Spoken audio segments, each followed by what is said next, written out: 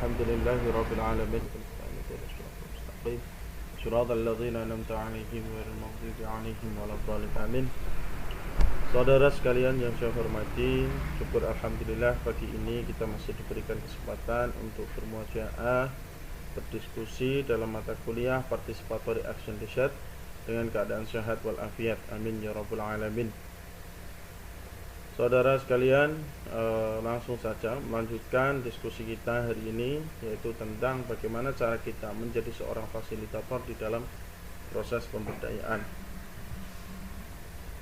Istilah fasilitator ya, ini sebenarnya berasal dari kata fasilitas yang berarti ini sarana. Maka memfasilitasi ini berarti memberikan sarana agar tercapai sebuah tujuan. Nah, fasilitator adalah seseorang yang membantu sekelompok orang untuk memahami tujuan atau capaian bersama dan membantu untuk merencanakan upaya-upaya yang dilakukan untuk mencapai tujuan tanpa mempunyai kepentingan khusus di dalam sebuah proses diskusi. Nah, tugas utama dari seorang fasilitator adalah membantu semua orang untuk dapat mengeluarkan pendapat, pikiran, dan melakukan yang terbaik dalam sebuah pertemuan atau diskusi.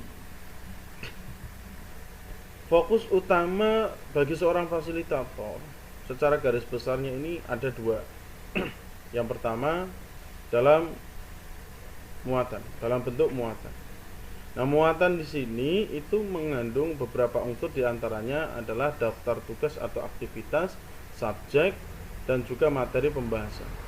Nah, jadi di dalam sebuah program pemberdayaan, seorang fasilitator ini, muatan dari seorang fasilitator ini yaitu berkaitan dengan tugas, daftar tugas apa yang ingin dikerjakan, kemudian subjeknya siapa yang akan diajak dalam program tersebut, kemudian materi pembahasannya apa yang ingin dibahas di dalam program tersebut. Nah, muatan yang kedua, untuk yang kedua adalah proses. Jadi fokus yang kedua adalah dalam tahapan proses.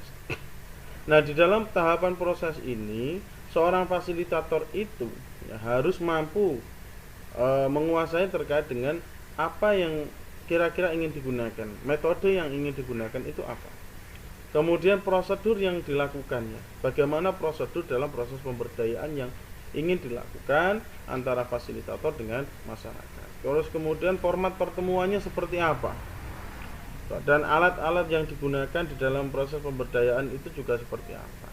Terus kemudian di dalam sebuah proses tentunya ada sebuah cara atau gaya untuk berinteraksi, bagaimana seorang fasilitator itu bisa diterima dengan baik oleh masyarakat. Terus kemudian norma aturan kelompok harus dibuat. Seorang fasilitator itu harus membuat suatu aturan, di mana aturan tersebut itu nantinya menjadi pedoman dalam pelaksanaan dan juga kode etik di dalam pelaksanaan pemberdayaan masyarakat. Terus kemudian dinamika kelompok dan juga suasana kelompok. Nah, peranan fasilitator. Peranan fasilitator ini saya bagi menjadi dua.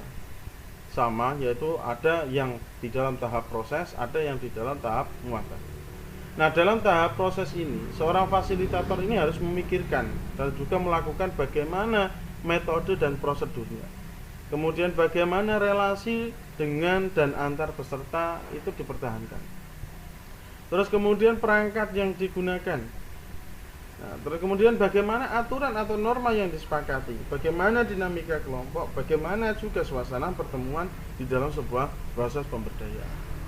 Nah, kemudian dari sisi muatan, seorang fasilitator ini harus memikirkan dan melakukan apa saja subjek untuk didiskusikan, tugas-tugas yang perlu dicapai itu apa saja, masalah yang dipecahkan itu juga apa saja. Nah, terus kemudian apa saja keputusan yang ingin dibuat. Terus kemudian apa saja daftar agenda kegiatan yang harus kita lakukan.